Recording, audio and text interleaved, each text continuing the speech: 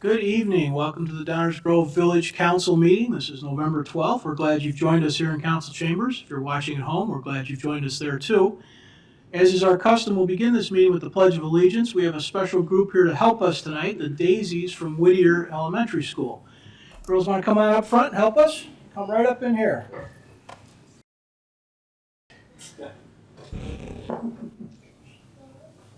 All right, can you find the flag? This way. There we go. Ready?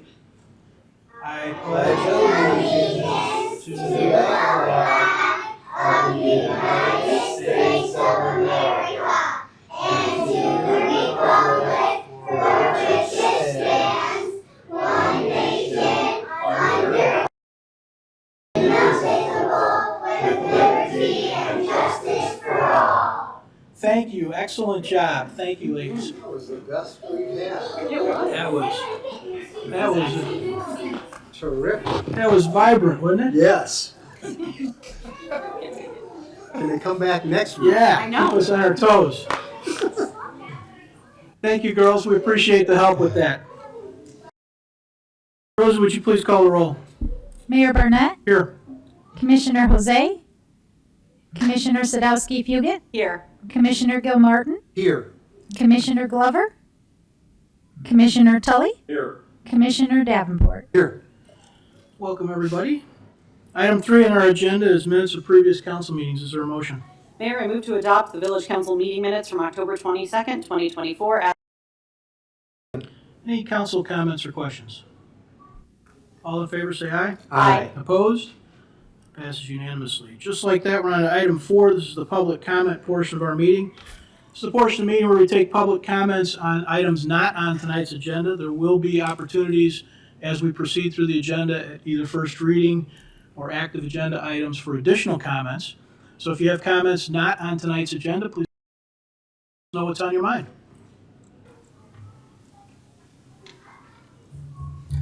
Good evening, Mayor, Council, and Village staff. My name is Ryan Gustus, and I am a member of the Grove Express Junior Board of Directors, along with the rest of the students next to me. Hi, my name is Lily Eddington. And I'm Lily Bowerman. We are here today to talk about the Grove Express race, our role at the race, and our future plans, and more. We're a profit race that raises money to donate directly back into the community of Downers Grove. This means we donate to schools, local organizations, and more. The race takes place on Thanksgiving morning each year and has been bringing the community together for over 20 years. Well, what do? The Junior Board of Directors was a new addition to the Grove Express Foundation 2 years ago as a way to connect the youth of Downers Grove. We also students to learn about how an organization like this is run and prepare us for other experiences post-high school. With the Grove Express Foundation, each board member is on a different committee. Each junior board member is assigned a committee or two to work on throughout the season. We all choose a committee that aligns with our interests so that we can pour our passions into the event. Each committee has its own separate jobs and responsibilities. Our website, groveexpress.com, contains all the details about registering for the race, which, by the way, you can do right now. The current price is $45, and the race begins at 8:30 a.m. on Thanksgiving morning on Main Street. Also, make sure to look out for volunteer opportunities to help with the race. Thank you so much for listening. We are very excited about the upcoming race and all the things that come along with it. We hope to see you there on Thanksgiving morning. You all. Thank you. Other subjects not on tonight's agenda. My name is Robin Fryloff, and I've been a resident for more than 30 years. Before I begin my remarks, I have a question. Is this the time to address the new business item under council reports, or will there be a public comment time when that item is taken up? Go ahead and address it now. I don't know if we'll for sure be doing that this evening, but bring your comments Okay. now. All right, thank you. That next week, as part of the comprehensive plan discussion, the council will review the future land use map. On behalf of the homeowners around Prince Pond and all those who cherish its ambiance, I ask the council to remove the 6 lots at the corner of Saratoga and Warren from their downtown designation and return them to single-family detached residential in harmony with the rest of the neighborhood. I believe that the western edge of downtown in this location should end at the east side of Saratoga. The key recommendations for the plan include promoting preservation of historic buildings and neighborhoods and ensuring residential new construction, additions, and renovations complement the established character and scale of the established neighborhoods. The west side of Saratoga is composed of beautiful historic homes at the south end with downtown development. These 6 lots sit at the southeast corner of Prince Pond, a prominent public park that is central to this neighborhood and that is well used year-round. This is a long-established and historically significant neighborhood. In fact, the Prince Pond neighborhood is rich with Downers Grove history. In 1892, yes, I'm going back, E.H. Prince platted this subdivision and constructed Prince Pond to be a focal point of the subdivision. In appreciation of this, in 2002, the Downers Grove Park District recognized Prince Pond as an historic site. One of the houses adjacent to these 6 lots was a home built by Israel Blodgett's son Charles, and the home next to it was his barn, and now a historic home recognized by the Downers Grove Historical Society and the Downers Grove Museum. This neighborhood is a prime example of the historic neighborhoods and established character referenced in the plan. So I respectfully ask the council to rezone these 6 lots single-family detached residential in harmony with the rest of the neighborhood. That completes my comments on that point, and so the other point that will be later on the agenda. I'm here to voice my strong opposition to the idea of placing an advisory referendum question concerning the library on the ballot for the April 1, 2025 consolidated election. Under this referendum, the library would become an independent unit of government with its own levy and a separately elected library board of. I question the timing of considering this issue. The library and the village each have just completed a comprehensive survey of our community, during which separating the library from the village was not raised. In fact, in both surveys, the public was overwhelmingly complimentary of the library and its programming. So in that sense, the question has already been put to the public and they're happy with the way things are. Further, we all are aware of the turmoil the library has experienced over the last 3 years. So why introduce a new, potentially divisive issue now? It can only serve to further divide the community. Surely that is not the council's intention. Of interest to a great number of taxpayers will be that this move would cost them more to continue to enjoy the current level of library services. The costs enjoys with such things as electricity and financial services funded by the village would become added expenses. Direct voting by the public can encourage short-term thinking. Voters might favor measures that immediately reduce taxes or cut budgets without understanding the long-term consequences on library services. If libraries are put under direct control of voters, there may be risks of local bias overshadowing the needs of marginalized or underserved communities. A public vote might reflect the preferences of a particular demographic, leading to unequal access to resources. I'm also curious what the current library trustees think about making the library a separate unit of government, as I trust you would not embark on this idea without input from the very people you appointed to govern the library. The process for selecting library trustees is inclusive. Anyone can apply to serve. Council members who have firsthand knowledge of the skills, passion, and expertise needed for public service determine the appointments and can work to ensure there is community representation. Not everyone has the time or financial ability to run for office. The public library is an essential public good and is a function in a democratic society. As such, it is appropriate for the library to be part of our village government. Library workers provide the highest service levels to encourage and nurture informed, connected, educated, and empowered communities. The library serves as a neutral space for all members of the community, regardless of background or political affiliation. By separating the library from local government oversight, its role as a nonpartisan institution dedicated to serving the common good. Allowing local politics and voting to influence library services could lead to a situation where libraries are used as tools for partisan agendas, undermining their role as independent and inclusive spaces.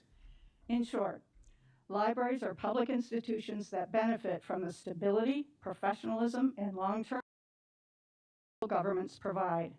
While it's important to have community input into library decisions, separating the library from local government control could disrupt these advantages and introduce political instability, inefficiencies, and unequal access to services.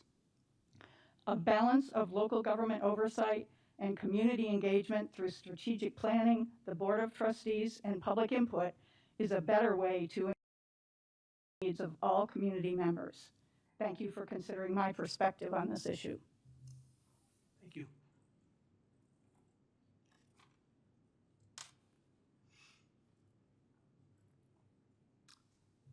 Hi, Ed Pollock, Downers Grove resident. I can't really add anything new to what was just said, but I also wanted, what I did want to do was, I know this is the first reading about that the referendum for making the library a political organization. I'm opposed to politicizing the library. I think there's been too much noise taking place at those board meetings as it is.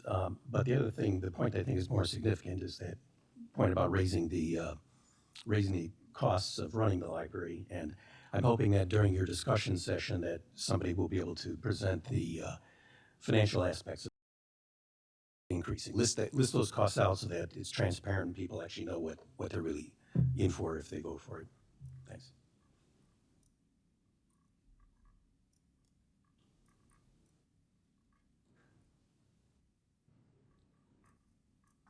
Hello. Again, my name is Jessica Collier. I live at 4221 Elm Street. I just wanted to thank you guys for the four-way stop now at 41st. It is helping with the morning commute to get over to Highland Avenue.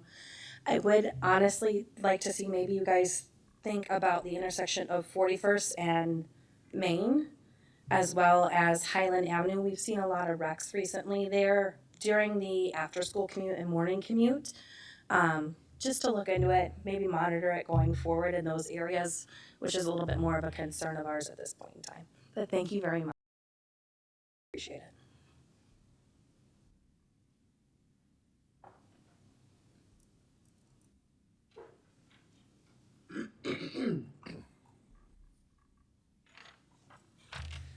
Good evening. My name is Lucas Duell, and I'm a local resident and business owner.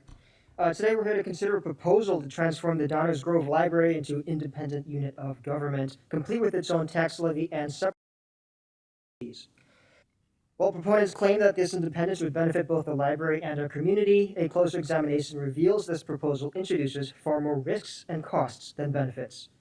So let's break down the arguments in favor of this proposal.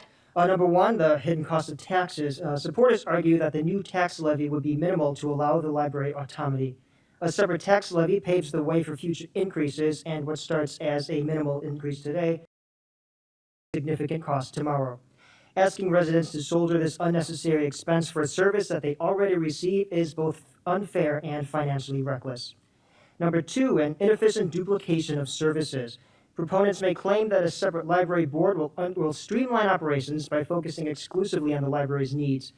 The truth is that the current library board already effectively manages the needs of the library. This is a redundancy that complicates the system.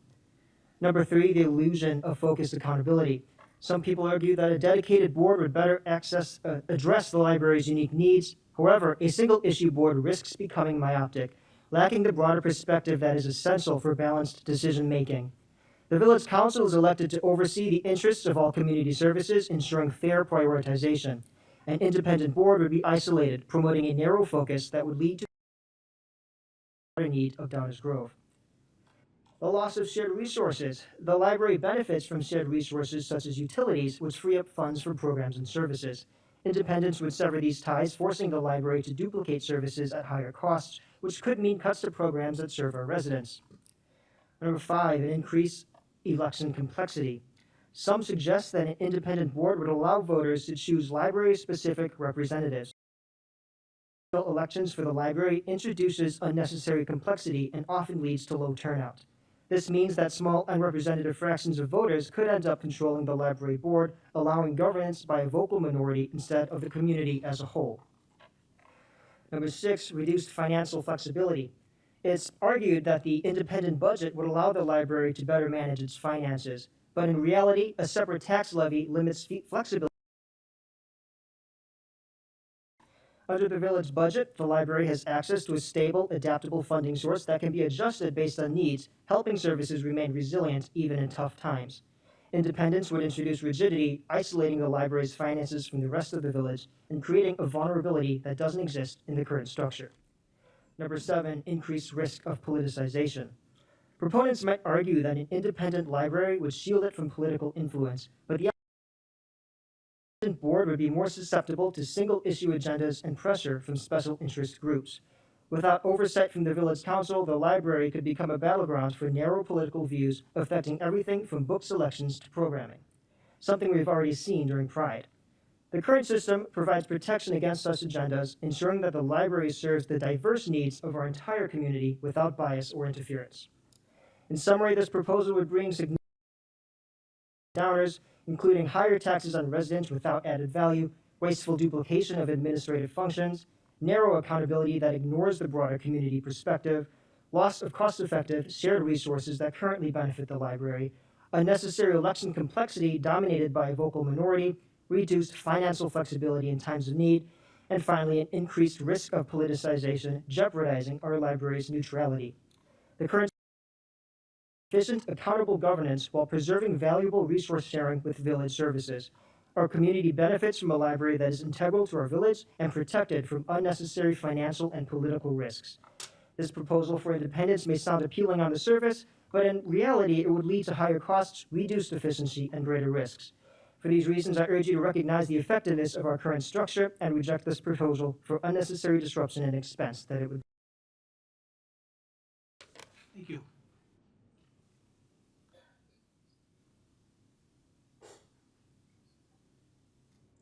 Hi, my name is Glenda Greco. I'm a business owner in Downers Grove, been working here for 39 years. I wasn't going to speak on that, but I have a question. I don't know if you can answer it. Is the parking lot owned by the library? Because people that not go to the library park in that library parking lot. So if it's a separate, ban other people from parking in the parking lot. I'm here to talk about parking, as I always am. Did you get a proof of concept on this taking away the parking on Main Street to accommodate outdoor dining? Was it what happened on State Street when they took away that? I think maybe we should do a dry run, since you think that removing any type of parking, whether it's 1 or 2 spaces or well to Maple and down Curtis. Why don't we block off all the parking on the street, say next month, and through the summer? And not allow anybody to park on the street this winter. Before we invest hundreds of millions of dollars into doing this, if we're taking away all these parking spots and you think that it's going to be great for the community and there is not a parking issue here in Downers Grove, before you money, why don't we put the blocks up and not let anyone park on Curtis, not let anyone park between Burlington and Maple, where these restaurants want their outdoor dining, all the way across both sides of the street, and then see when they can't find anywhere to park and when they have to clean the snow and they take up multiple other parking spots to store the snow until they can move it away. So, and then come summertime, let's do renting out those platforms and see how it works. I don't really think that we should be wasting all that taxpayer money and then we find out that we made a huge mistake. Those are just my thoughts. Thank you.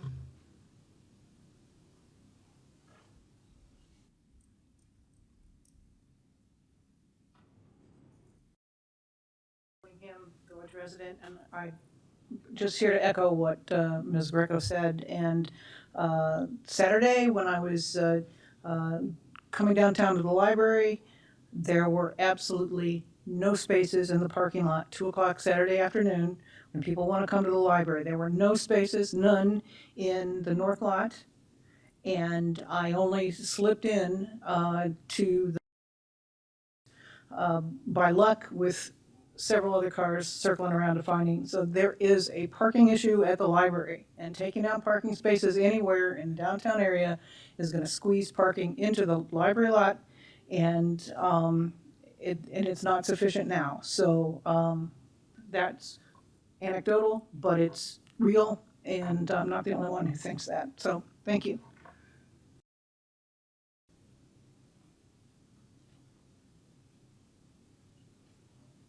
Hi, good evening. My name is Emily Binder. I live in the community. I'm also a student at UIC Law School, and that's actually why I'm here as part of a school assignment to attend a government meeting. And I'm actually really glad I came because this is very fascinating, and I was a Girl Scout when I was younger. I wanted to follow up on the parking, that sometimes I come to the library to study because I live with I'm at home with parents, and it is very hard to find parking at the library. I do have a park at the Methodist Church where I'm a member. I pay to park there with the permit, which is a wonderful thing. I don't have the DB permit because that's a long wait list, but I also noticed on my commute, I cut through the bank and then walk past the library. And that alley that's there, I know that it's a one-way street now. A lot of people too wear their headphones or AirPods when they're walking.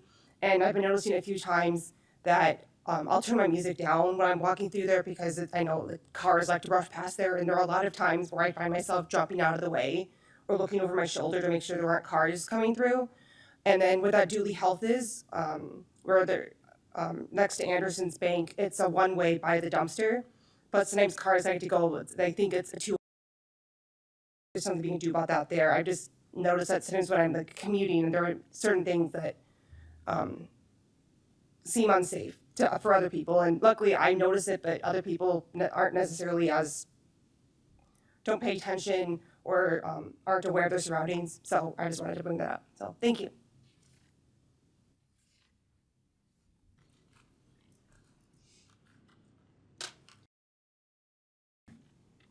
My name is Eric Blau. I've been a Downers Grove resident for over 20 years. And with regard to Commissioner Davenport's motion to discuss the topic of placing an advisory referendum on the April ballot concerning converting the Downers Grove Public Library to a district library, which is what I believe it's saying. I don't think there's any other kind of library that is its own form of government other than a district library. I have a few questions. Has the Downers Grove requested this advisory referendum to be placed on the ballot? Has the Village Council received a petition from 10% of the voters in Downers Grove requesting that the library be converted to a district library? If not, it seems like this would be the wrong forum for this discussion to take place at all, as I'm not a lawyer, but under my reading of the Public Library District Act of 1991, the process of converting a public library to a district library starts either by a library petition of 10% of the voters, followed by a binding referendum. Who is this advisory referendum supposed to advise? The Village Council, if I'm right in my reading of the Public Library District Act, the Village Council can't take unilateral action to effect such a change in library status, and to my knowledge, the Library Board has not asked for this advice.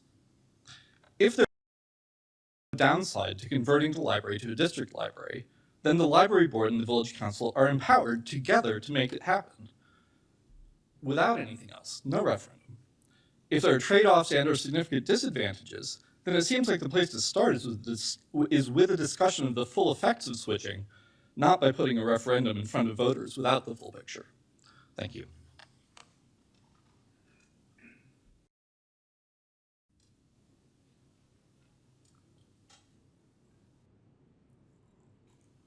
Hi, Laura Temple, 30-year resident. I think an elected library board is not a great idea for all the reasons already enumerated tonight by prior speeches. So I'll just say that the idea of, of punting this decision to the voters, especially in the typically lowest turnout municipal elections, just seems ludicrous and kind of the council to work through the hard issues to understand the details and not govern by referendum. A non-binding referendum voted on by like 20% of voters just seems unhelpful and needlessly divisive. What problem is this trying to solve? It's a bad idea. We don't need it.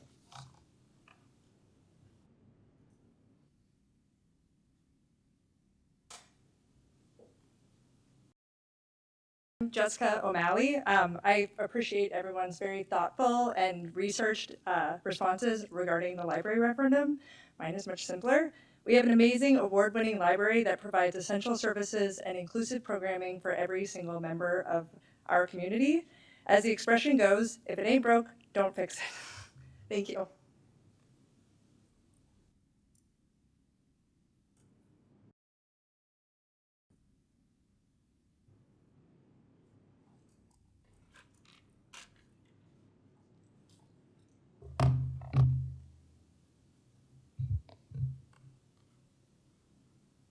David Rose.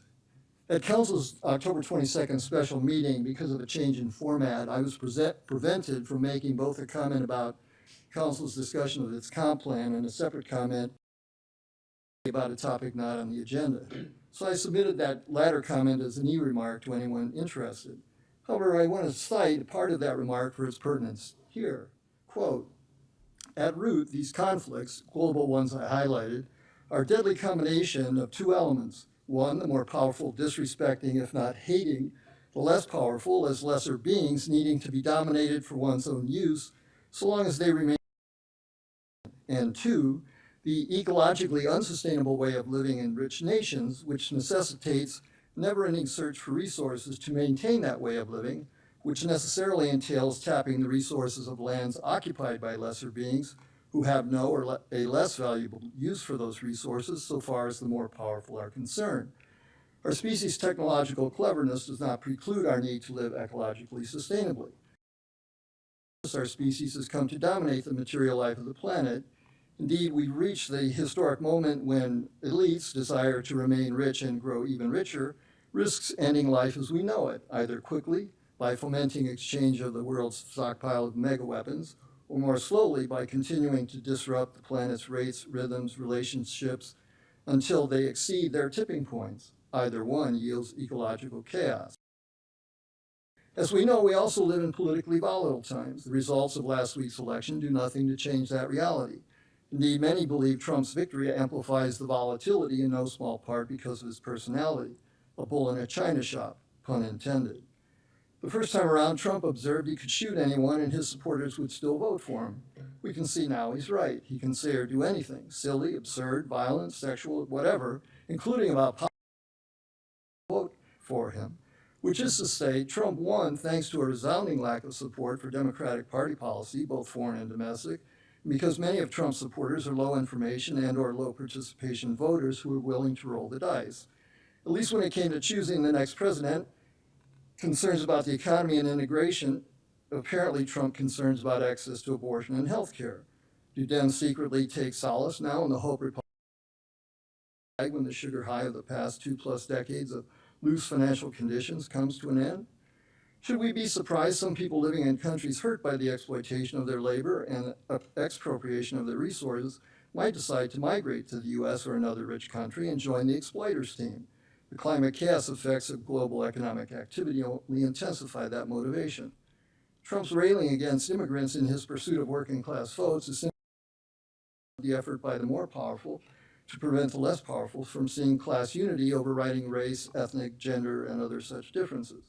Which is to say, neither major party nor their mega donor capitalists are prepared to acknowledge issues like immigration and the plight of the working class are features, not bugs, of the workings of U.S.-led global capitalism. Although Trump's victory is another sign the world Americans take for granted is changing, I doubt many appreciate and look at Downers Grove's comp plan as an example. I see little in it thus far that considers the volatility likely ahead or recognizes the need to build unity with those inside and outside Downers Grove to minimize its harmful effects. I find it noteworthy that Trump, in his victory speech, intimated he believes the U.S. is brimming with untapped oil reserves. Given it's Trump, it's hard to know if he believes or he's simply consonant with Republicans' wishful thinking. In touting Elon Musk to his supporters, Trump emphasized SpaceX and dreams of colonizing Mars and avoided talking about Tesla and its electric vehicles. Will Trump end government subsidies for electric vehicles and EV charging stations? Does Tesla then become financially worthless, along with all the EVs already on the road? Or does Trump maintain the nation's all-of-the-above energy policy, albeit shifting its emphasis a bit while blocking exports? Trump is expected to pull the U.S. out of the Paris Climate Accords again. Not that that will matter much, since the agreement has been largely a failure up till now, from the global level down to the local level, as I have observed many times at council meetings. Given that failing, I was more than slightly amused, but also angered, to hear Commissioner Davenport urge council to be cognizant of the energy and emissions effects of tearing down buildings to put up new, because it's the first time, as far as I can recall, anyone in council acknowledged this concern. Angered because in neither the Longfellow fiasco nor council's decision to build a shiny new civic center, to name two salient examples, was any effort made to compute those effects before moving ahead. So how does council now posture shamelessly that it wants Downers Grove to be a leader and model of beautifying and protecting? I can't help but wonder if Republicans on council voted for Trump, and if so, how they square that vote with their purported desire to promote sustainability within Downers Grove. The framework of Downers Grove's sustainability plan is still being drafted, but from what I see, no one associated with that effort has the expertise needed to produce a plan that proposes to do enough. Indeed, at the last ECC meeting, almost all of the 6 members in attendance characterized to dabblers and politicians, more sustainable is good enough, if only that were true in the case of ecological sustainability. Thank you.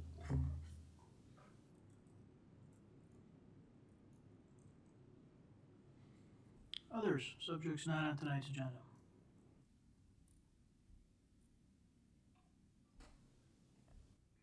Okay, we will continue.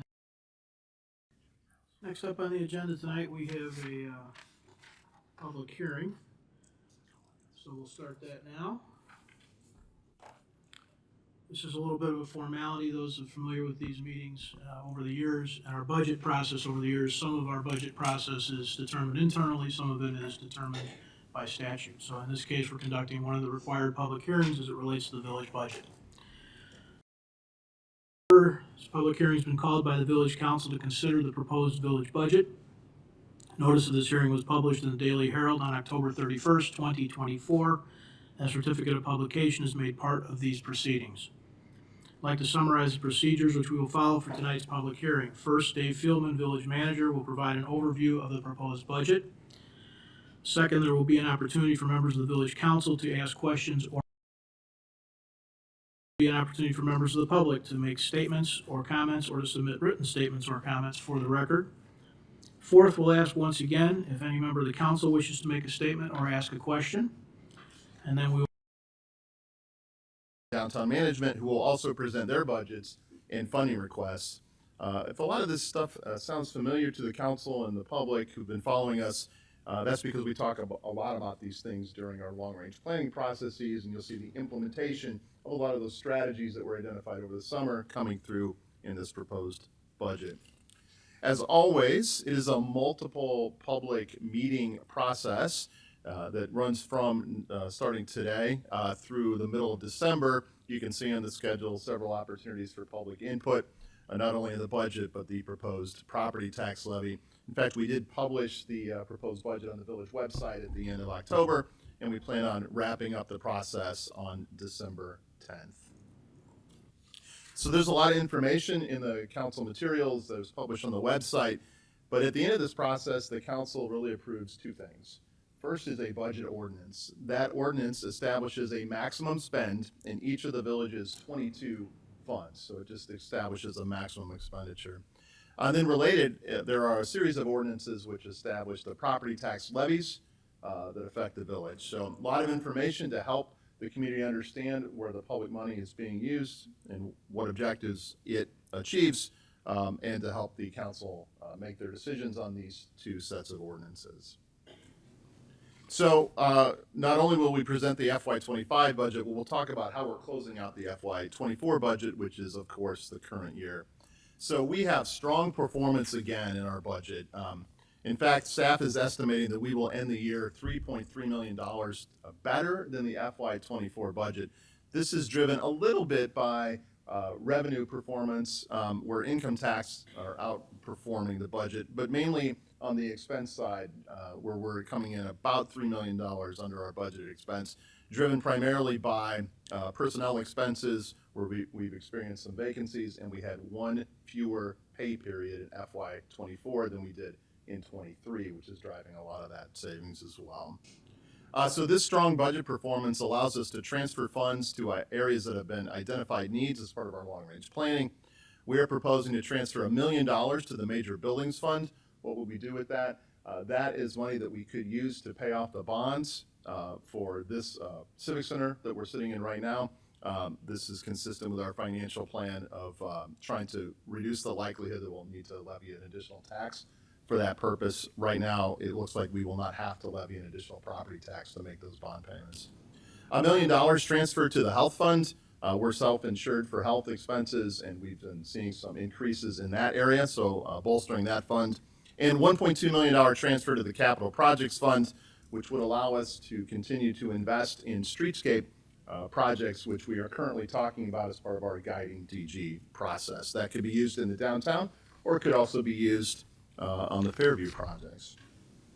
So we take a look at how we plan and estimate to close out FY24. This table shows the planned results. This is after the $3.2 million transfers to those other funds are made. You can see in the table that revenues are planned to be a little bit higher than expenses. This allows us to maintain our fund balance at the recommended level. Again, strong performance, consistent performance in our general fund for FY24.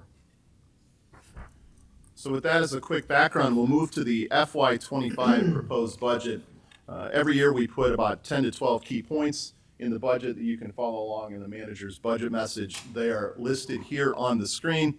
I will not read these from this slide, but what we'll do is we'll go through each of these topics, and I'll talk a little bit about each one of them as we go through. So the first is a sustainable general fund. The general fund is the main operating fund of the village and includes funding for the majority of our services.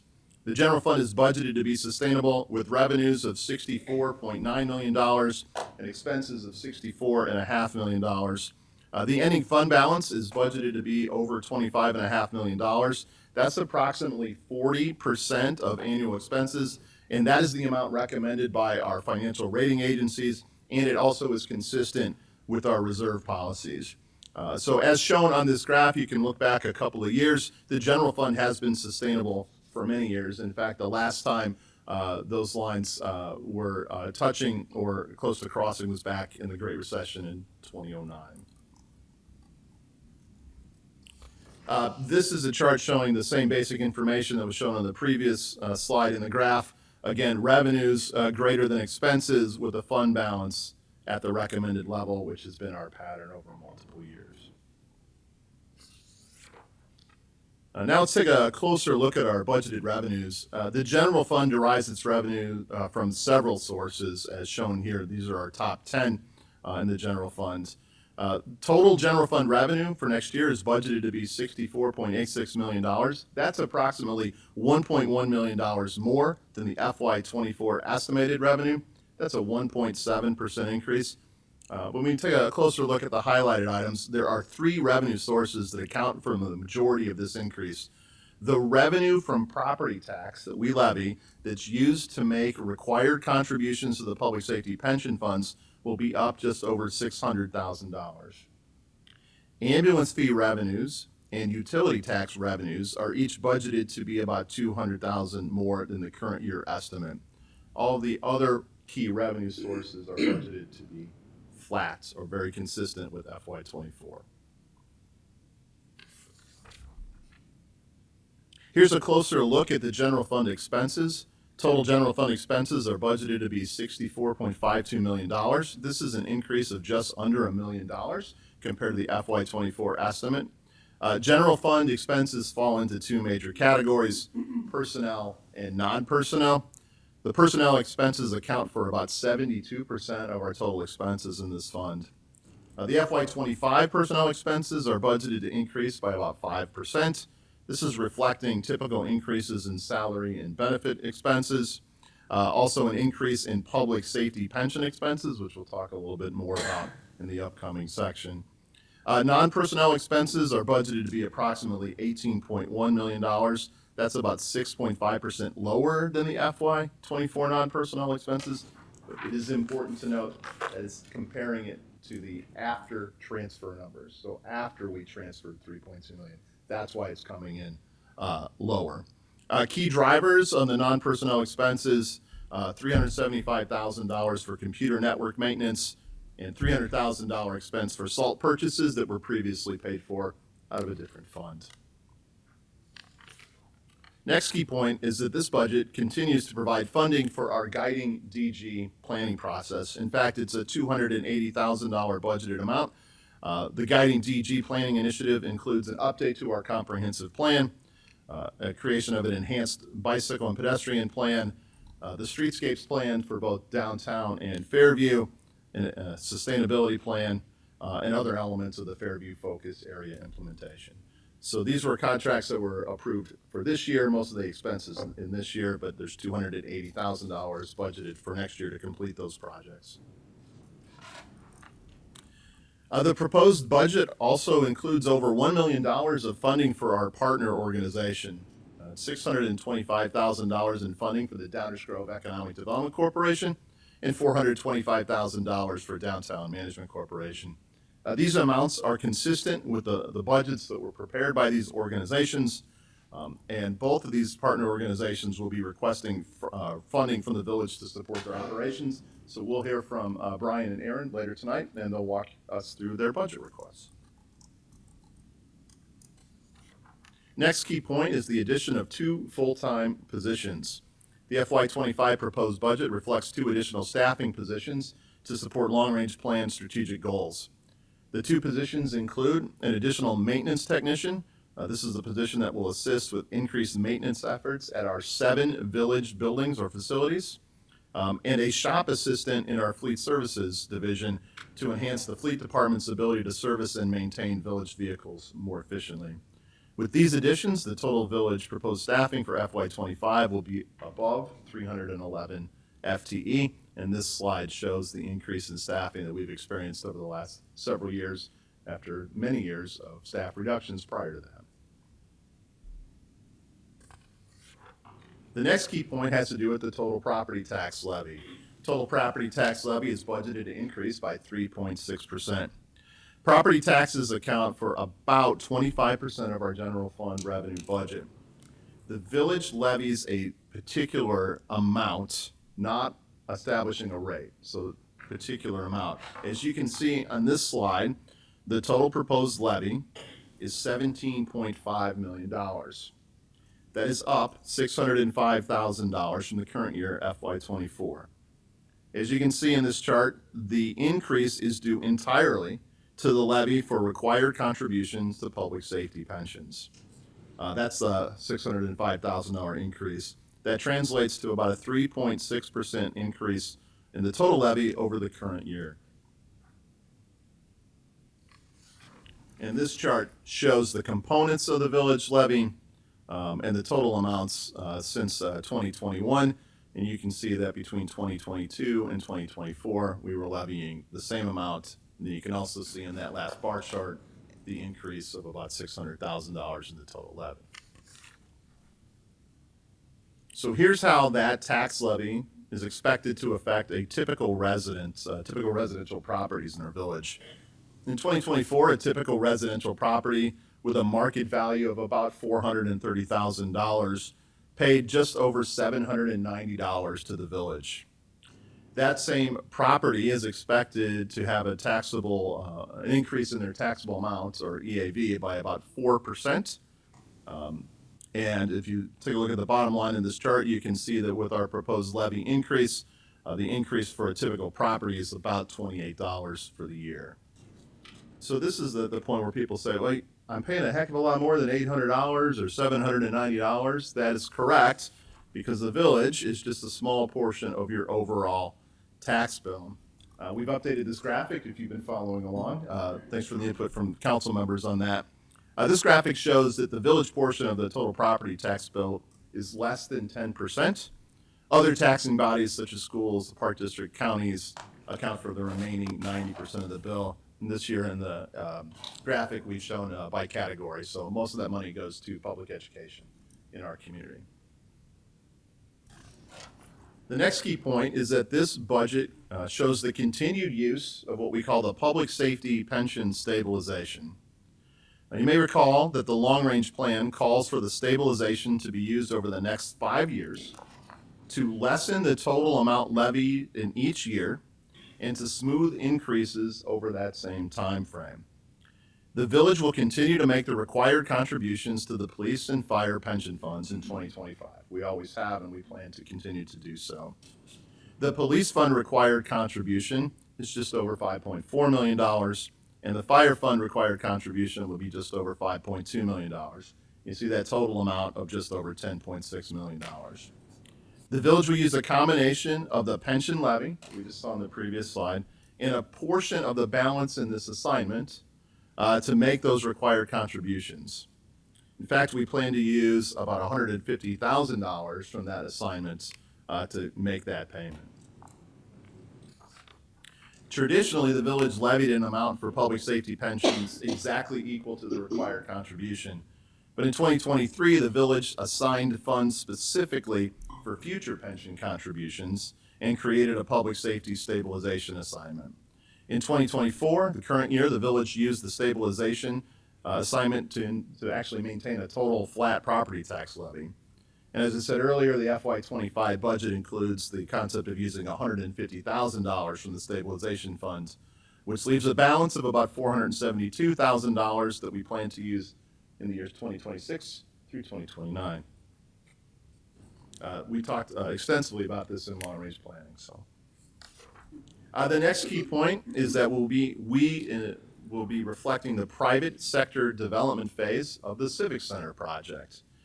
The village, as you know, has constructed a combined Civic Center facility that serves as the new home of Village Hall, the police department, and the administrative offices of District 58. We are sitting in that building right now. This project is on track to be substantially completed by the end of this year. And the redevelopment of one of the lots on this project, Lot 2, is planned to commence in FY25. The proposed budget reflects revenue of $1.5 million that we'll put in the debt service fund from the sale of that property. As called for in our financing plan, revenue from the sale and redevelopment of Lot 2 will help pay for the bonds issued for this Civic Center. Just over $13 million in our financing plan for that property. The next key point is continued investment in our infrastructure system. FY25 budget includes over $25 million for these purposes. The village continues to make investing in our infrastructure a top priority.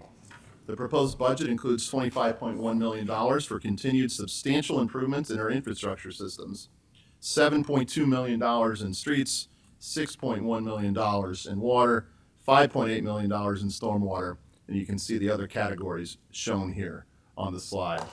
This approach to investing in our infrastructure improvements is designed to reduce the total life cycle cost of owning and operating these systems, saving us money in the long run. We'll take a little bit of a deeper dive into some of those categories. We'll start with $1 million for village facilities maintenance. The Major Buildings Fund includes $1 million for maintaining village-owned facilities, including the Civic Center, our 4 fire stations, the Public Works Building, and our village vehicle fleet garage here on this site. To guide future maintenance activities, we plan to analyze the condition of each of our major buildings and prepare a multi-year maintenance plan to make sure we're operating these at the lowest overall life cycle cost. And that budget reflects the ability to complete those plans and to continue to do maintenance on these buildings. The next key point is this budget includes $1.25 million for streetscape improvements. These are in our capital fund, and these dollars could be used for either downtown or Fairview. We have them budgeted right now specifically for the downtown project because we think that project is slightly ahead of the Fairview discussion. As part of our guiding DG planning efforts, the village is preparing streetscape plans for both of those areas. Those plans should be completed somewhere around the first half of 2025, and we plan to start making improvements later in the year, and this will be a good start. It certainly won't cover all the costs, but it'll be a good start for those projects. Next key point is this budget includes the implementation of the 2024 water rate study and capital plan. The water fund budget reflects the recommendations of that water rate study and capital plan that we just talked about a few months ago. A total of $6.1 million is budgeted for capital projects. Water rates will increase by 9%, effective in July of 2025. Now that increase for an annual time period for a typical residential customer is about $56, so about $56 per year. As you know, the village will be receiving a $4 million low-interest loan from the IEPA to pay for water main replacements and the rehabilitation of one of our backup wells. Again, we talked about this in some detail in our September long-range planning discussions, and the budget reflects these things. This budget also includes $3.7 million for the Ogden Avenue TIF District redevelopment projects. It reflects recommendations in the Ogden TIF District closeout plan that we prepared in partnership with the EDC last year. The original expiration of the TIF District is December 31st, 2024.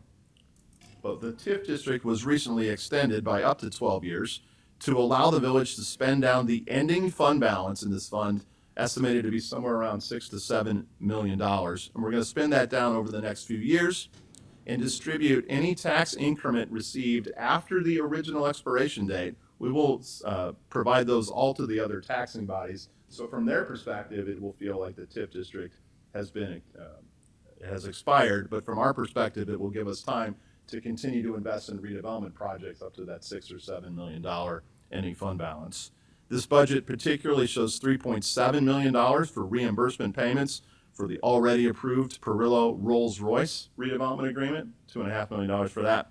And we are anticipating that the council may approve a redevelopment agreement for Andy's Frozen Custard up to $1.2 million, and this budget reflects that. That concludes the presentation of the village portion of the budget. We'll now turn it over to our partner organizations, both at the EDC and Downtown Management, to provide an overview of their budgets and annual funding requests. And we'll start with Aaron Venezia, the Executive Director of Downtown Management Corporation. Good evening, Mayor and Council. My name is Aaron Venezia, and I'm the Executive Director for Downtown Downers Grove Management Corporation. Downtown Downers Grove, also known as Special Service Area Number 11, is supported by the commercial property owners within the SSA and is home to approximately 280 businesses. Up until about 2 weeks ago, we were able to say that our first floor retail was 100% occupied. We do currently now have one vacancy at 4947 Main Street. Hopefully that space will fill in the near future, as we are currently working with potential tenants to find them the perfect home for their business. I will give you a quick recap of what the budget of Special Service Area Number 11 helps fund in the downtown and for our community. While keeping in mind our organization's mission and the strategic plan, our board of directors passed the budget in front of you. We have welcomed a handful of new businesses since April of 2024. Beauty Lux, Boca Cabinets, Entourage Restaurant, Mud and Easel Pottery Studio, Tiffany C. Hair Studio, and Vintage Charm. We will soon welcome Bubbly Side of Life, 1126, and Magnolia Soap and Bath Company. Once a business signs a lease, we offer them this poster to put in their window until they are ready to announce their business name. Construction has started on the Domain on Main, a new mixed-use development at 4915 Main Street. This will bring 21 residential units and approximately 4,500 square feet of commercial first floor space. We have sold more than $30,000 in Downtown Downers Grove gift cards to date this year, we have also reimbursed more than $29,000 so far this year, which is the closest ratio we have had of sold versus redeemed. Starting this holiday season, we will add another location to purchase gift cards. They will soon be available for purchase in person at Orange and Brew. We have promoted Downtown Downers Grove and our events with paid ads in a variety of different publications and mediums, including print, digital, and radio. Our annual wine walk was attended by more than 400 people and sold out in under 30 minutes. Friday Night Live ran Memorial Day through Labor Day. We had a great season, and the bands are all looking forward to coming back next year, and we've also heard from some new bands that would like to play as well. This run in conjunction with the Downers Grove Moose Cruise Nights. Another community favorite returned in June, and we kicked off our Loyal to Local program on June 7th. Customers had the chance to be rewarded for supporting local. Weekly, we drew a winner for a $50 downtown gift card. In September, we drew the grand prize drawing. The grand prize was made up of gift cards and items from all of the participating businesses. In July, the downtown hosted their annual sidewalk sale with more than 20 retailers participating to make room for their holiday inventory. The Fine Arts Festival was held September 7th through the 8th, and this year we had 53 artists lining the street. We had great live entertainment, including talented local students, one from District 99 and one from District 58. Thank you to Mayor Barnett for coming out on Saturday afternoon to deliver the awards to our winning artist. Our fall coupon book landed in mailboxes the week of September 9th. If you did not receive one, you can still stop by our office and pick one up. The majority of the coupons expire November 27th, but a few of them do go through the end of the year. We again partnered with the local elementary school PTAs for Ladies' Day Out September 26th. More than $40,000 was spent by those participating at the participating businesses. Each participating school PTA organization received more than a $300 donation. For the month of October, we held our pumpkin scavenger hunt. The Halloween window painting was held October 26th in partnership with the Rotary Club of Downers Grove. Trick-or-treating at the downtown businesses was held on Sunday, October 27th. And thank you to the Downers Grove Police Department for their presence at both events as well. Having the officers on foot as well as on the bikes was noticed and appreciated. An extra thank you to the officers that were present at trick-or-treating, and they handed out candy to the children. Hopefully you all have seen our 2 lighted pumpkins that were on display during October on Main Street. They were a big hit and great photo ops. The holiday season is quickly approaching, and we will kick off Small Business Weekend November 29th. We will start with our gingerbread man hunt and our holiday window decorating contest, encouraging people to shop and dine before and after the village tree lighting ceremony. Saturday, November 30th, Santa will return to his gingerbread house at Main and Curtis, and we will be there every Saturday and Sunday, 1 to 4 p.m. throughout the season. Sunday, December 1st, we will have complimentary horse-drawn wagonette rides, 1 to 4 p.m. Keep your eyes out on Saturdays and Sundays throughout the holiday season for strolling carolers. We have a variety of scout groups and local school choirs that will be out and about spreading holiday cheer. We are again working with B&B Holiday Decorating on holiday decorations to complement the work of the village. Keep your eye out for a new edition this year. They have started to go up. So don't forget to vote for your favorite business as well in their window for their holiday window decorating contest. Candy Cane Cash will return and save your receipts. Once you spend $100 or more this holiday season, turn them into our office, in person or electronically, and we will provide you with $10 in Candy Cane Cash to be used through February 28th, 2025. The one stipulation is your first 3 receipts must contain 3 different businesses. One must be a retailer, one a restaurant, and the third can be of your choice. Merry Madness will be held on December 12th, and this is always a fun night of shopping and dining downtown Downers. Our annual Ice Festival will be held January 31st through February 2nd. There will be live ice carvings again, and there will also be the ice sculptures lining the streets. We hope to see you all downtown Downers Grove this holiday season, and the details on our events can be found at downtowndg.org, and you can also follow us on social media. Thank you for your time. So all of those wonderful services and products, et cetera, that Aaron describes can be provided at their budget request of $425,000, which would be funded through the Downtown SSA number 11. Next, we would like to invite to the microphone Brian Gay from our Economic Development Corporation to present his budget and funding request as well. Good evening, mayors, council members. It's great to be in front of you again this year. The EDC had another fantastic year in terms of just the overall level of participation in the community as well as our developers, just the number of projects, and just again, just kind of the overall excitement for economic development in Downers Grove. To date, we've had 13 projects in the village of Downers Grove. So some of these were highlighted at our annual luncheon back in September. We've also, in taking a look at our strategic plan and some of the outcomes that we've had with that, we've made significant progress on our Ogden Avenue TIF closeout, as Dave had mentioned. We saw projects come into that corridor, Perillo Motors with their major expansion, as well as hopefully the Andes frozen custard going before you in a couple weeks. We've then also had, from a project standpoint and kind of the nuts and bolts of what we do, we also continued on the good work that we started last year with our Spark program. This is our main bread and butter business retention and expansion program. Over the last 18 months that we've had that program in place, we've had over 400 touch points with our existing businesses. Specifically in 24, we had 150 businesses that were reached out to. About 75 of those were actually in-store visits with them talking about their ability to stay and grow here in Downers Grove. We sent out,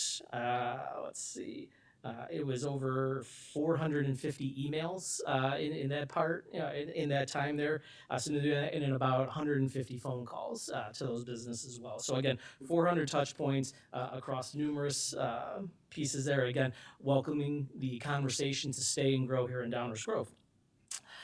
We had also, as part of that Spark initiative, continued to send out our monthly newsletter. So in the last year, we have grown our database of businesses within that newsletter to over, I think it's like 600 now. So 600 individual emails that we send out to each month talking about one of our partners that we work with here in the Village of Downers Grove to help businesses stay and grow. But then also the number of different programs, whether that is the Back to Business Grant Program in the state of Illinois, different incentive programs, programs for energy efficiency, or just talking about good stories that are happening in the Village of Downers Grove. And then as well as the new Spark newsletter, we also had our Dig Deep podcast. So we are on episode number 11, and we're going to be recording number 12 next week, where we talk about artificial intelligence and how businesses in Downers Grove can take advantage of that. So again, the Spark program was there to really kind of focus on our existing businesses and really talk about the opportunities for growth to stay here in Downers Grove, and then also just different resources that may not necessarily be available to them in Downers Grove, but all of DuPage County, the state of Illinois, and so on and so forth.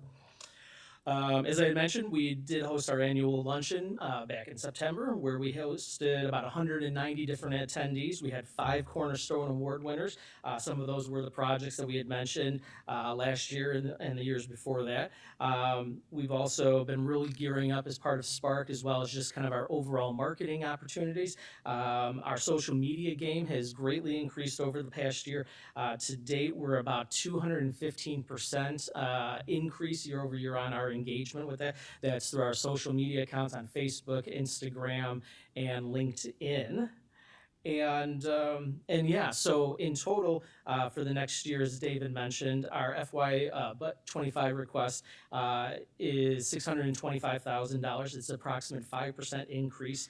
We do have a carryover, as we typically do, about $66,000 to kind of help us soften that blow there. We're continuing to work on our Partnership for Prosperity program, which brings in about $50,000 a year. Again, truly creating that public-private partnership and really working with our local businesses to participate at the local level in economic development. Where we do see the need for that increase is that we are looking to hire one new individual over the next year here to really kind of refocus and grow our efforts on our business retention and expansion programming. This position was actually originally created in 2015, and then it has been vacant since 2016 for a number of reasons. But really, when I took this position not quite 2.5 years ago, but when I did take this position, really saw it as an importance to refocus our efforts on business retention. We see the greatest growth and impact locally when we do keep and grow our businesses rather than going out and attracting those. So this new hire will be specifically tasked with continuing to maintain and grow our Spark program as well, and as part of that, our business retention efforts. Along with that as well, we're also going to have this person as kind of a dual responsibility when they're talking with our existing businesses about staying and growing. We're also talking with them about our Partnership for Prosperity program, or our PFP program. We've seen fairly level investment levels over the last few years and wanting to be able to create capacity for other individuals in the organization, or really grow that rather than just being an investment, but also kind of that partnership, looking to use those individuals as kind of our members on the bench, our professionals, folks that we can call upon when we need an architect, when we need a lawyer, an accountant, to kind of help on a project there. So really kind of growing that program that's kind of been a little stale, a little stagnant, and growing that over the next few years here. This new hire will then also help us kind of realign some of the responsibilities and roles within the EDC, creating further capacity. As we grow the organization, we have a new 501c3 that should be ready to be opened up next year. That's going to open us up for opportunities to go out and seek new grants, either from the state of Illinois or federal funds. We need that C3 designation to really be able to qualify for some of these. So again, creating opportunities, creating the ability to pivot and move and grow as we see fit with that. So again, creating capacity with the realignment we've had since that 2016 vacation of this hire. We've seen some of our job functions. Marketing handles a little bit of this, administrative assistant handles a little bit of this, really kind of consolidating those core functions of BR&E, some attraction, some Spark programs, all kind of into one, again, creating more capacity and opportunity for growth in the future. And then last, again, when we go out and talk with our retention visits, again, kind of refocusing some of that, we want to be able to continue to grow the Spark program as we've kind of created it here. So again, talking about the opportunities not just available here in Downers Grove, but across the state of Illinois, such programs such as EDGE, which is Economic Development for a Growing Economy. This is really the state's bread and butter program for job creation and investment. A lot of times when we go and talk about this program, it's like the first time that businesses have ever kind of heard about this. We're talking about CPACE, which is energy efficiency and creating investment opportunities through that. Our WorkNet DuPage programming, workforce development training. Again, a lot of times when we talk about this is the first time a lot of the businesses that we do talk to, they're hearing about it for the first time, talking about the great resources that is the Small Business Development Center. Again, we're not all doing it by ourselves. Again, we're connecting into resources out there. And then again, a little bit more on ETIP training, federal funding programs for workforce development. So a lot of it kind of baked into one, but again, refocusing, growing a capacity, and growing the organization going forward. So with that, I'm happy to answer any questions. Thanks, Brian. Thank you. That concludes our presentation. We are happy to answer any questions. There's certainly more opportunities going forward in the next several weeks for council input, public input, et cetera. I do want to take a minute to really thank everybody on our budget team for putting together such a solid budget document. Robin Leahy, everybody on her team, Mr. Baker, others on our team. They do a great job, and I get the easy part of presenting the overview to the council. So with that, Mayor, we're happy to answer any questions you may have. Thank you, Dave. Item 2 for this hearing, is there any council comments or questions? Martin, go ahead. Sure, thanks, Mayor. And thank you for the presentation. It's been work-winning budget document for many years for a very good reason, so thank you for another one. A couple questions, well, a couple comments, and then I do have some questions for you, Brian. First, congratulations on another balanced budget with supporting very responsible reserves for the community. That's always good to see. And it's also very good to see a community investment program of $172.6 million over the next 5 years and about $25.1 million in community improvement, or I'm sorry, I'm using old language, community investment program dollars in 2025 alone. So what does that mean? I mean, that means continued investment in very important things like sidewalks and roads and stormwater infrastructure. Not only adding to new capital projects and infrastructure, but also maintaining the ones that we've built up over the last 20 years. So it's very rewarding to see that we're able to robustly continue to support that infrastructure, because there are a lot of things that people take for granted sometimes until they don't have them, and we want to make sure that they continue to have them, that they work properly. So I appreciate a budget that does that to a very healthy extent. Question for Brian. I was going to catch you before you sat down, but if you could come back up, please, so everyone can hear you. So the new position, I do have some questions about this, and I do understand, and I appreciate you clarifying that this is a position that was created and it's been vacant since 2015. That actually helps frame it a lot for me. There are some that would say that the EDC has been doing really, really well without this position for all these years. So why do we need to fill it now? I think you've made the case for it, but the one question I have is what sort of metrics do you have in mind for demonstrating success? And this is the old return on investment question. So obviously you're requesting to fund this position. You've identified what the roles that this individual would pick up.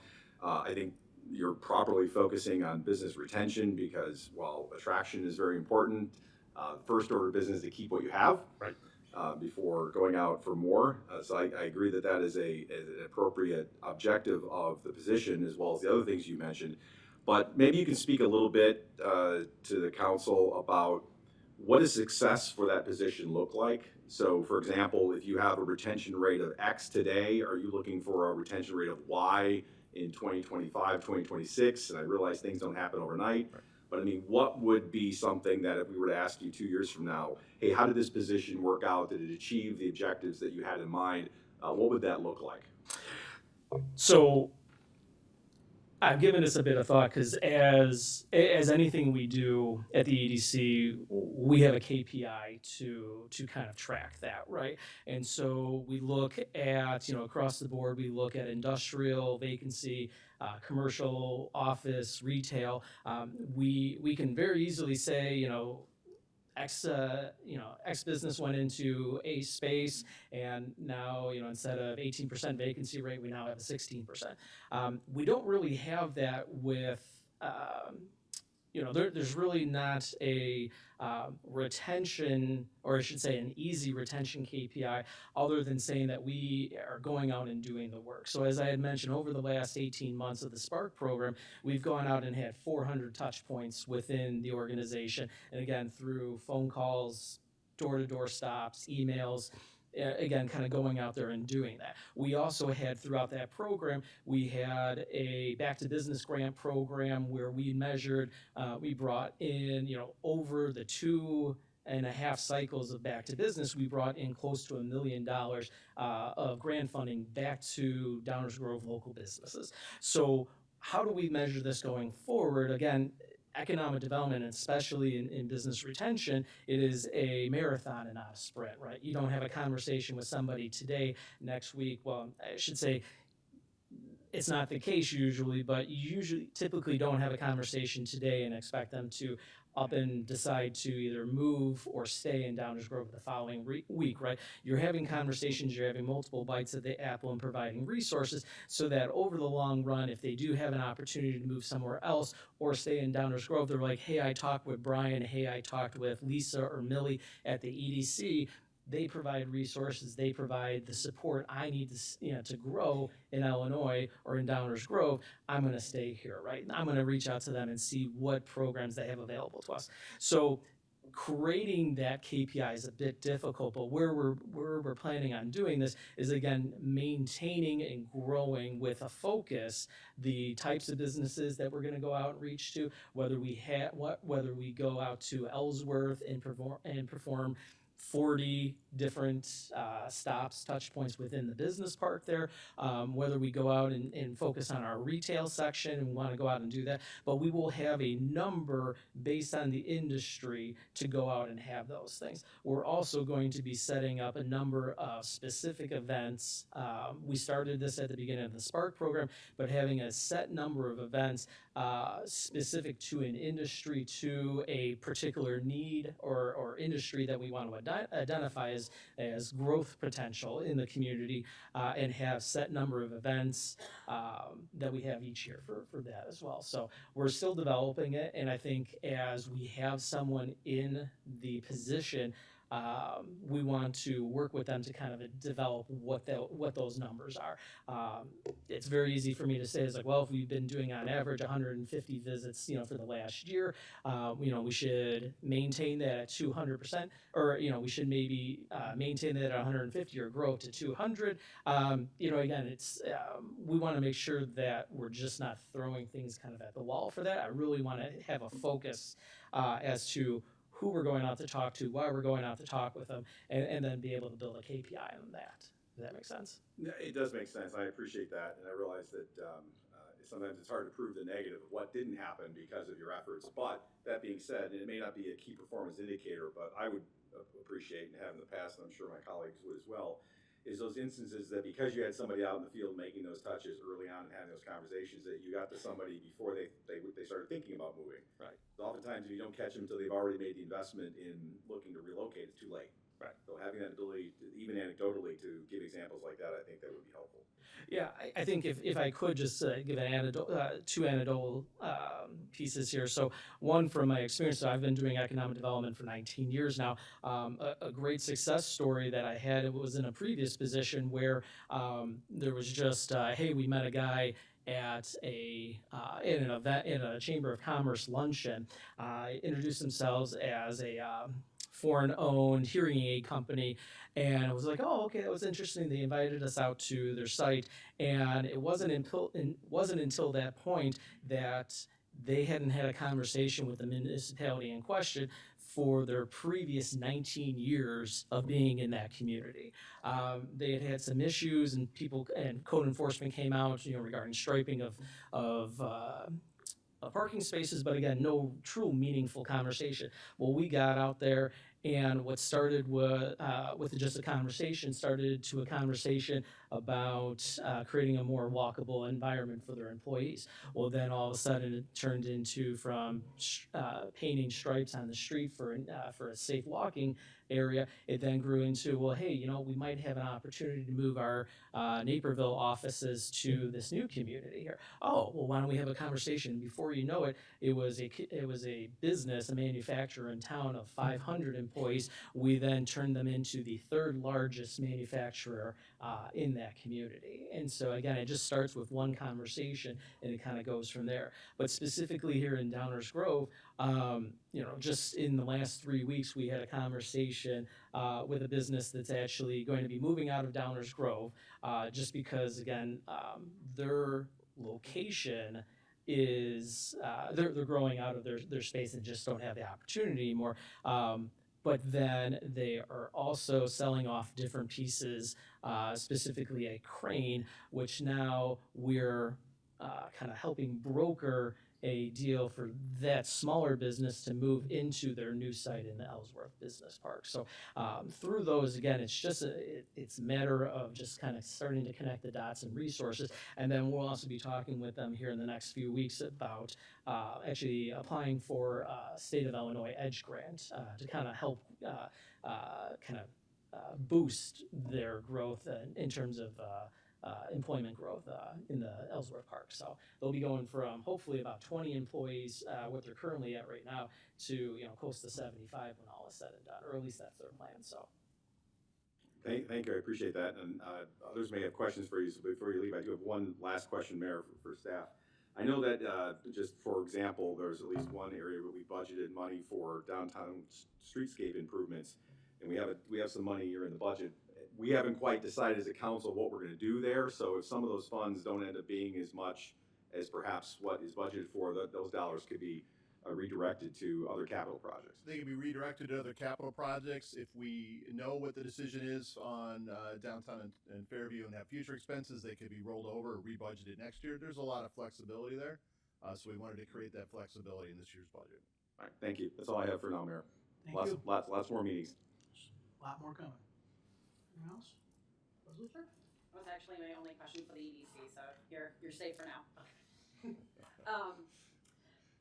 I actually had a lot of small questions, so for folks who don't know kind of how the process goes, we've already had a couple conversations with staff one-on-one about, our very specific questions, and eventually those will get answered. So I'm not going to rehash every little fold I have in my budget document here, but I just was going to point out some of the bigger pieces, the bigger questions. One thing that I did notice in the budget is that we were not looking at growth for some of those sales tax, state shared local use taxes, and the home rule sales tax. I noticed in our FY24 that those just went down a little bit, and based on some of the previous discussions that we've had in the past, it seems like it's really been a kind of a recent trend. And so one thing that worries me is that if we keep it flat from this year, we did see maybe that little bit of an increase this year, and if it continues to go down, we might be even over budgeting that. So I just have a little bit of caution and appreciate that we are not projecting anything higher for next year, but I have a little bit of worry about that if we are starting to see a little bit of a downturn. Another thing that came up was that major buildings fund. We're definitely going to be having a conversation about that moving forward. If you look in the budget, we're essentially going to be in the negative within a few years, and so that's been something that's been identified by staff that we are going to have to discuss how we plan on funding the maintenance, but that is another area that future thinking I imagine was going to be coming up in priority action items and long-range planning within the next couple of years, and I see staff shaking their heads, so I know that that is accurate. One question I had was, there is a neighborhood traffic study, and since we are always talking about traffic and flows and parking and all of the things, I did wonder if we did have an answer to where that neighborhood traffic 11 is. Not yet, but the process we go through at the staff level is we monitor inquiries, we monitor vehicular and pedestrian behaviors, crash data, and we identify the next study area. So we'll be talking about bike and ped plan at the end of December here, and I think that may actually drive some of our decision making there as well. Perfect. Thank you very much. And then this way everybody kind of understands how we end up doing these traffic studies as well. And then small things, but things that I know I've talked about up here and have come up a lot with residents, whether it be at these meetings or talking out in the community. I'm very excited that we're going to continue our consistency of striping. It seems very small, but it's actually something that I have brought to staff, even just personally when my husband and I are driving and we have no consistency in how things are striped and where our stop signs are. And so we're going to start moving towards that to make it a little easier for people to navigate the road safely. And I also want to do a little shout out for the knotweed. It did not go unnoticed for me reading through this budget that we've had a few residents bring up why we are not, we don't have a knotweed program, a Japanese knotweed program. It's an invasive plant, one of many that we have, unfortunately, in our area. And it's been kind of increasing in number over the years in Downers Grove. And so it was nice to see that staff is kind enough to take the touch to include that in some of the projects and the things that we are doing. So another way that I appreciate that staff are being responsive to the concerns of residents.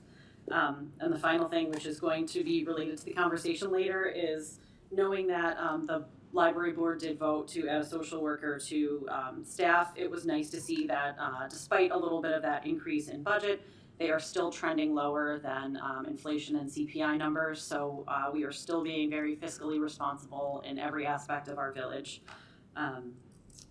and that was a relief. So again, a huge thank you to the staff who put this together. I know it is not just people that are up here. This is really a group effort, and this is a pretty great budget, so thank you very much. Thank you, Commissioner. I will add some more detail on that question and answer process. We collect the questions asked by the council both publicly and in private conversations, and we publish those questions and answers. The first round of that will come out either this Friday or next Tuesday, but so everybody can see what questions were asked and what those answers are and where to find them in the budget. So look for those either Friday or next Tuesday. Nice. Chris?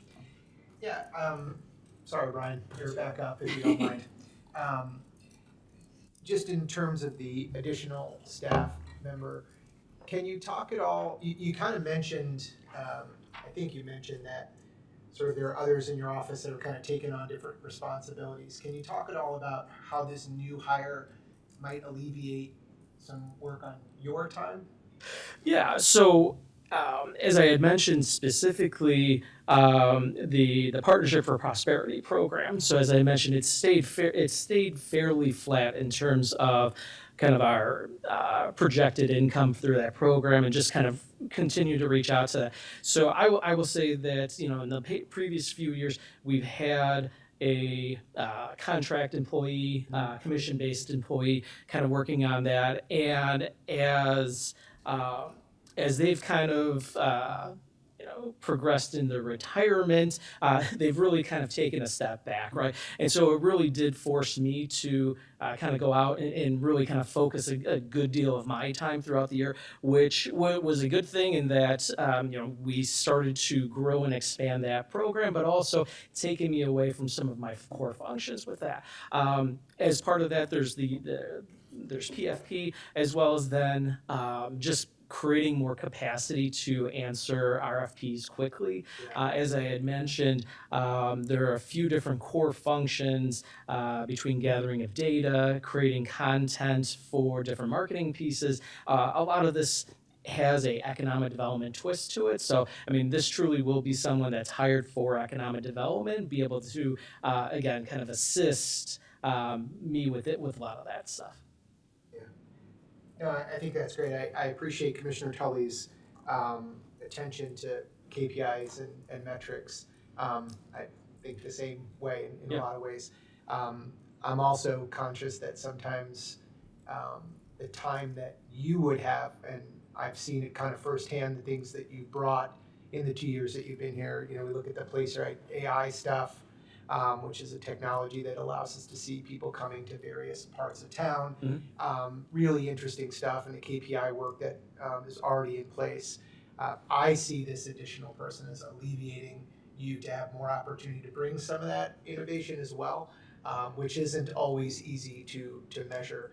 Not that we shouldn't look for those ways, but we should keep that in mind, that sometimes these, I would say, sort of indirect KPIs or these indirect benefits do have a important part and ultimately flow down to increased business development and retention. So I appreciate your insight into that, and I think that's an important addition to the budget, and I plan on supporting that. Thank you.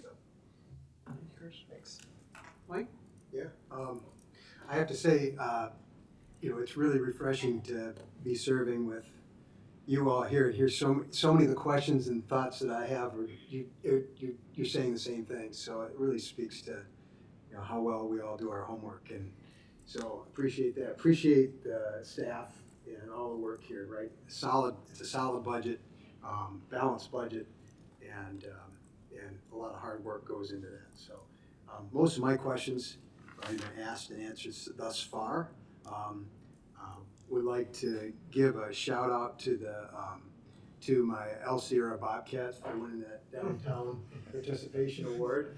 And on the subject of EDC and adding this new position and how we measure success in the future, I would offer up one metric that I would be looking for would be, do we get more participation in the, what do we call it, Partnership for Prosperity? Because I think, and I just love to see the focus on business retention here, right? It's the old adage, a bird in hand is worth two in the bush, and I think that if we're able to connect our businesses to more resources, more opportunities, maybe catch folks before they might be leaving town. There's certainly going to be more appreciation by the businesses that are here for the work that our EDC is doing, and I think a greater likelihood that they'll see the real value, right, in supporting the work of the EDC financially. Hopefully, so much so that it helps to pay for this new position that we're creating here. So that's my hope, and that'll certainly be one of the metrics that I look to going forward. Thank you, Mayor. Thank you. Right. Thank you, Mayor. Sticking with the theme that Commissioner Davenport just was talking about. Excuse me. Forgive me, I'm getting over a nasty bug. I think the additional value that you've begun to demonstrate with the Partnership for Prosperity is key to this whole process. And I had this conversation privately with Brian the other day. One of my initial reactions to Partnership for Prosperity was sort of, what are the businesses in our community getting out of it? How are we demonstrating value to them? And I think you've done a very nice job in expanding the value that they're receiving. in helping to demonstrate it to more and more businesses in our community. So I think continuing to grow that is going to be important, and continuing the innovations that Commissioner Gilmartin talked about. I think this is an exciting development for our EDC, and I look forward to the ways that you find to measure it and future reports to the council. Overall, I'm very pleased with the budget. Yet again, coming in balanced. I think it's the fifth consecutive budget where operations, the property tax for operations is flat. And I know it's many more than that over the period of the last 15 years or so. That's a testament to our incredible staff and to our councils over the period of many, many years. It shows a continuation of how we roll. We plan long for the future, try to make sure that we're maintaining everything we can so that we're doing it in the most cost-effective way possible. And I love that the word maintenance in various forms is all over this budget, whether it's creating a plan for maintaining this building, for maintaining others, maintaining our infrastructure. That is key to making sure that we're delivering the right value for our community on all of their tax dollars. So I'm very happy with the budget, and I look forward to passing it by the end of the year. Thank you, Mayor. Thank you. I'll just, not going to echo my colleagues, but point out a couple of things. Some of our challenges that we have, it's alluded to in the budget, is that if we look out longer term, we do expect expense rates to grow faster than revenue rates. And so that is something that is on the horizon. If we look at the pension contribution component, it's a little more than half of the property tax right now. It's expected to be 2/3 in the horizon. So there are challenges. One of the things that you've seen, frankly, councils for as long as I can pay attention do is work pretty hard at things just like Leslie said, which is kind of don't get over your skis, if you will. The world that I work in is generally heavy manufacturing, big companies you'd all know the names of, and all of their projections forward are pretty flat. And so just like this year, we will all work very hard to underperform, if you will, from expense standpoint. And we'll all be doing our part for the economy, hoping it grows. But it's a pretty responsible approach on 2025 that you see here. And for that, I'm thankful for everyone, both up here and our staff. I think it's the right approach. We had challenges in 08 and 09. We had challenges in COVID. And the one thing I guess I want to say to everybody is, just irrespective of what's in this book, what you're going to see from your village is a continuation of a belief in and demonstration of and support of what we think our values are. We saw that in COVID in particular.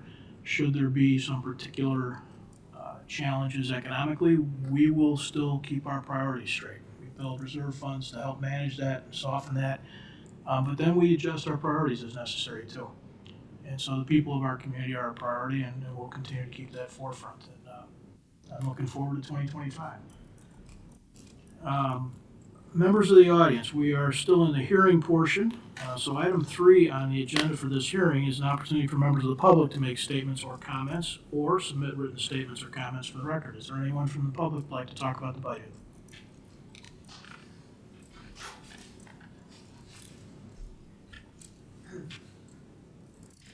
Marshall Schmidt, 4923 Sealy. I have a couple questions and concerns, and picking up on member Sadowski-Fugit's comments. There's a line where you said that you reprogrammed $979,000 for the Civic Center. What exactly does that mean?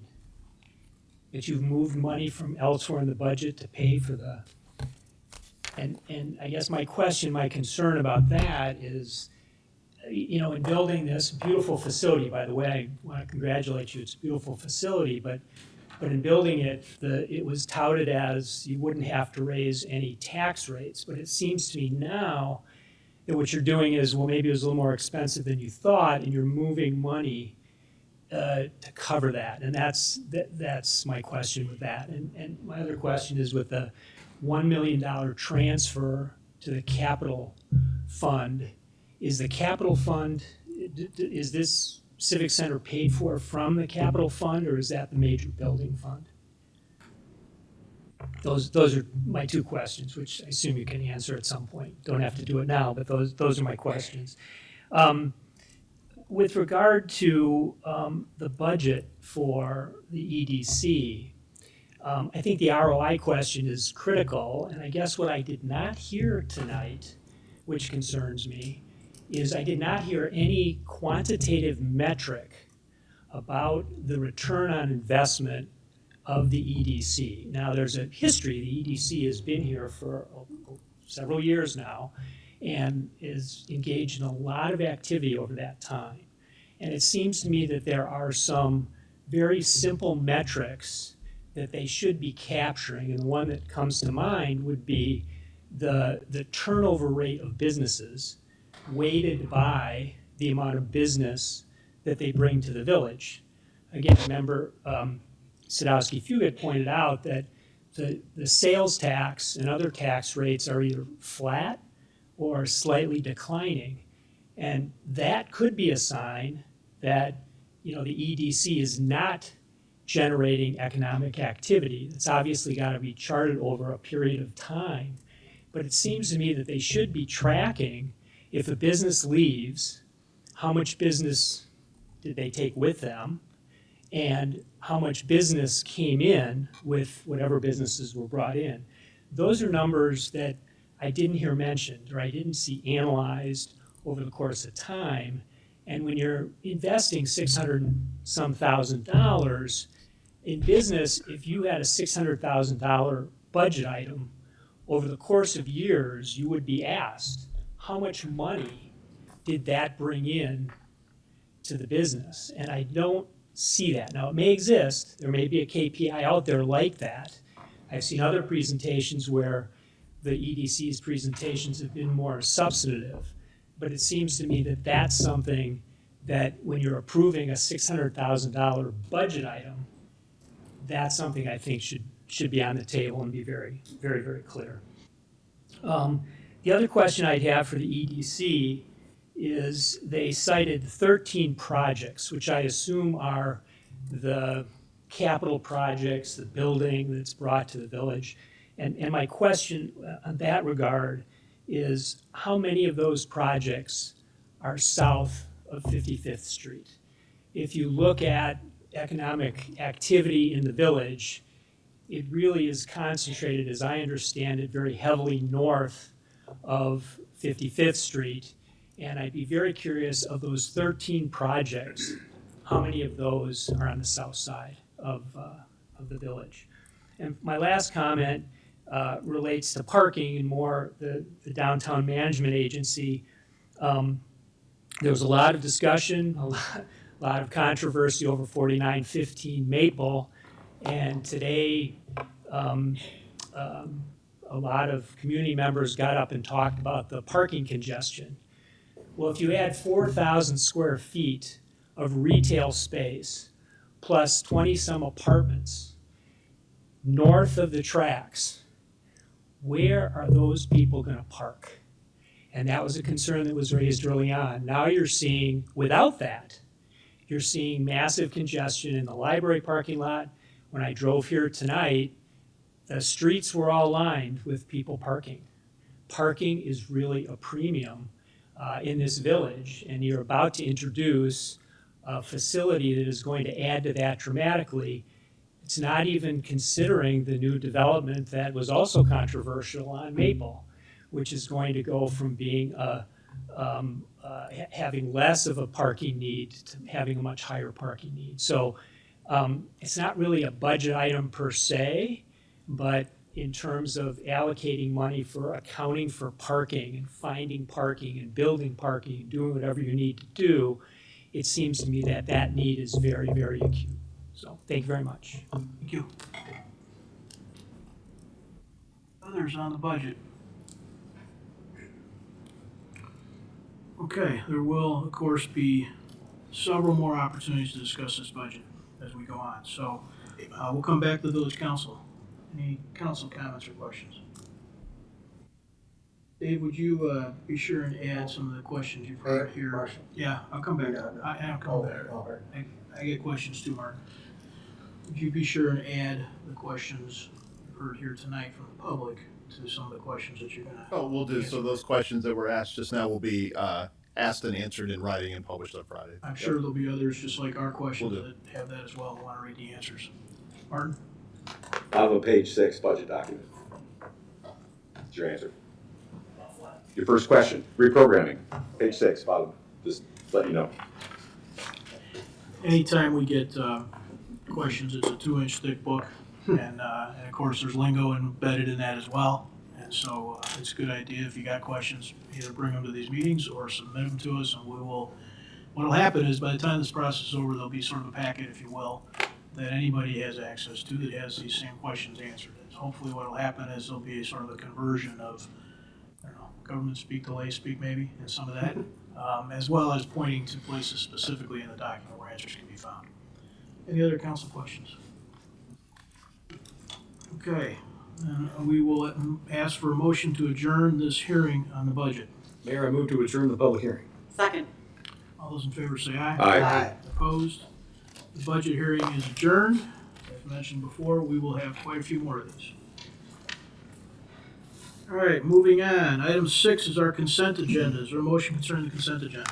Mayor, I move to adopt the consent agenda as presented. Second. All those in favor say aye. Aye. Opposed? That is adopted unanimously. Item 7 is our first reading. You guys are going to look at us like, what is wrong with the village council? The items on the agenda tonight for the first reading concern the budget. As is always our custom on first reading items, we will not be taking any affirmative action tonight. But this is an opportunity for discussion both amongst the council as well as receiving additional input from the public. Dave? So we covered all those items in the public hearing just now, so we have no further presentation. Those will be part of further discussions as we go through the budget review and approval process. Thanks, Mayor. All right. We want to talk a little bit about the levy? What's that? You want to talk about the levy? Yeah, we presented information on the levy. The total levy is $17.5 million. It's a $605,000 increase over the last year. It's driven entirely by increase in the required contributions to the public safety pensions. This motion to estimate the aggregate tax levy is a required step in the levy process. We first do a motion to estimate it, and then we go on to the actual levy. In the years that we've been doing this, there has not been a change in that levy amount in that process. It's just part of the truth in taxation process required by the state of Illinois. So all the information you saw earlier is in fact a motion to estimate the levy, which will show up on next week's agenda. So for the audience watching here and at home, as I mentioned earlier, some of this is statutory and some of it is of our own doing. There are some specific courses of action required by the village council. One is an estimate of the tax levy, which is part of what the process tonight was to first consider. How about a manager's report, Dave? I think we've said enough tonight, Mayor. No further report. enough from Dave. Attorney's report. Thank you, Mayor. Only one item and also related to the budget, and that is an ordinance adopting the fiscal year 2025 budget. That is all, Mayor. Thank you, Enza. Mayor's report. Just some couple of comments and observations from the evening. First of all, thanks for sticking with us. Some of this is kind of dry, but we do actually appreciate your input and your participation in the process. I'll remind everybody that in the public comments portion of the meeting, it's certainly your right to say what you want, and we try to honor that.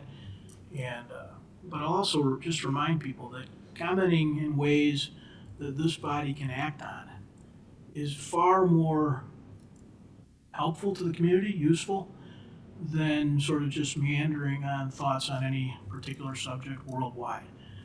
Eventually, we sometimes find ties, but often we don't. And the challenge is this body has a limited scope. And so I would encourage people to come to our meetings, participate in our meetings, and speak your mind. I'd also encourage you to think about the purpose of your comments.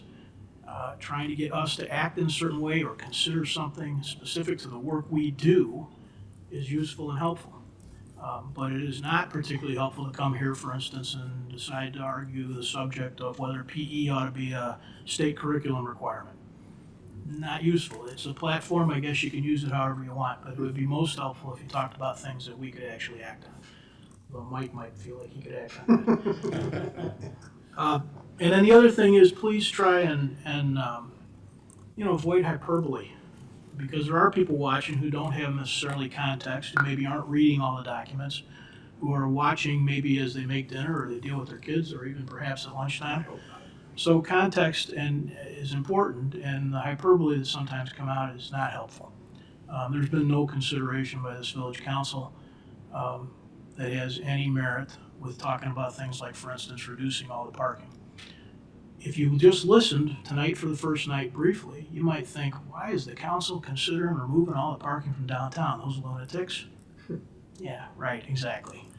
So just, we let folks have their say, which we're gonna continue to do. I'm asking that you try and keep it focused on stuff that's relevant to our work, and that you try and avoid sort of just dramatic hyperbole. Council member reports. This is the opportunity for council members to report out on items going on in the community they think we should be aware of, other organizations they're working with, things the public should know about. So we'll start to my left. Martin? Thank you, Mayor. No report tonight. Thank you. Chris? No report, Mayor, thank you. Greg? No report, Mayor. Thank you. Mike? Super excited to share that I've got 9 members of my family signed up for the Grove Express 5K race. So I hope to see a lot of people down there, and it'll be a lot of fun. Also, there's a new business item that I was going to bring forward this evening, and I decided instead to postpone that to our November 19th meeting. Thank you, Mayor. Leslie? I just wanted to echo that we will be having our Coffee with the Council budget edition on Saturday, and I regretfully will not be able to be there because life as a travel hockey mom is calling. So I am sorry that I cannot be there, but it is for good reason, I promise. All right, thank you, Mayor. We will all be with you in spirit of support. We will have a 7:15 a.m. Saturday morning Eastern Time game. Oh my gosh. I think you'd rather be here. I'll just point out that it's literally here. We've traditionally done those Coffee with the Council budget century meetings at Fire Station 2. We have this wonderful new facility, so we'll be right here on Saturday morning. It's awesome. Thank you both for that reminder. Is there a motion to adjourn? Mayor, I move to adjourn. Second. All those in favor? Aye. Opposed? We are adjourned. Thank you all. We'll delete that.